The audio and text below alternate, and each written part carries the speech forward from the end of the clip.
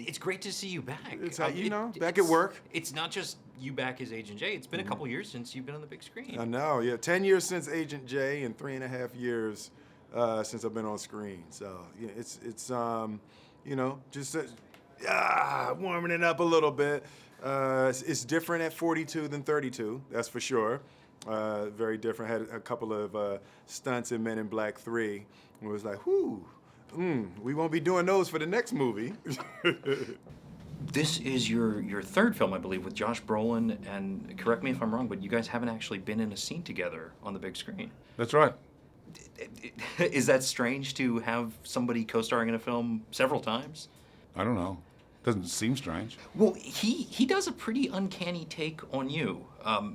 How do you get together and work that out? We didn't. He's not doing a take on me. He's doing a take on a character I played.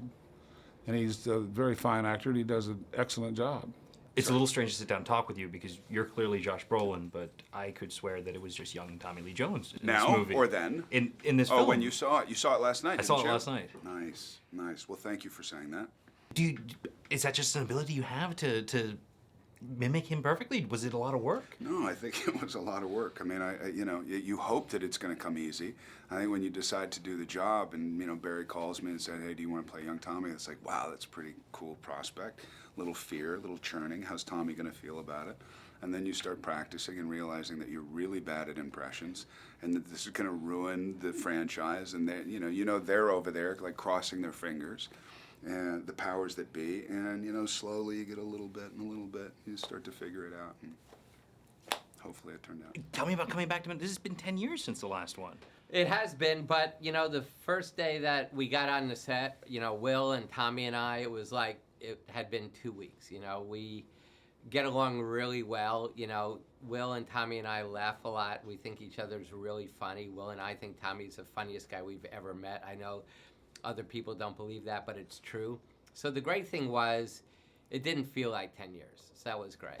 There's something about Agent J, though, where he feels older. He's still making the jokes, but he's a little wiser. Yeah, they're with, these types of movies, and you're, completing a trilogy and all of that, and it's difficult sometimes to advance the way you need to advance, but also maintain the thing that's why people, came to see the movie in the first place. So the time jump element was really helpful for us, right? There's a thing about Agent J where part of his youth is that he's a fish out of water.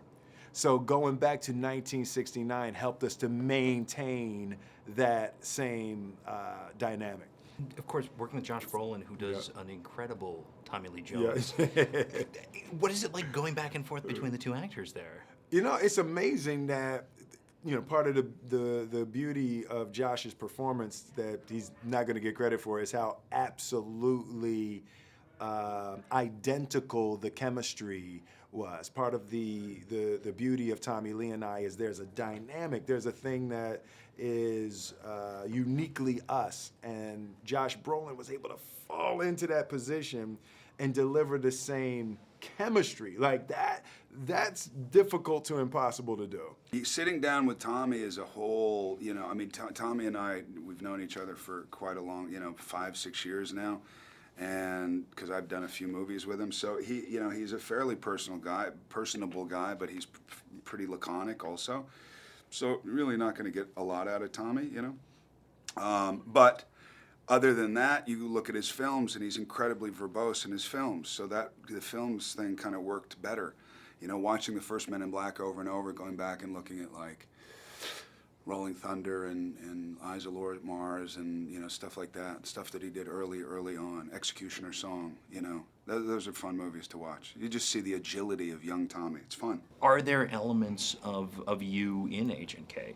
No. Because one of the ones he mentioned was the cowboy music, which they refer to in this. Yeah. What excites you as an actor? A successful movie. Tell me, you're dealing with time travel, which is a tricky thing in any movie to wrap your head around. You don't have to actually do it. You also have to connect it to an audience. Right. Well, the first thing you do when you're going to have time travel in your movie is you watch Back to the Future. because that sort of did it really well. It set up the rules. It never made you go, that wouldn't happen. So that was like our Bible. That was our goal. I can't tell you how many times Will Smith and I watched Back to the Future together on this movie.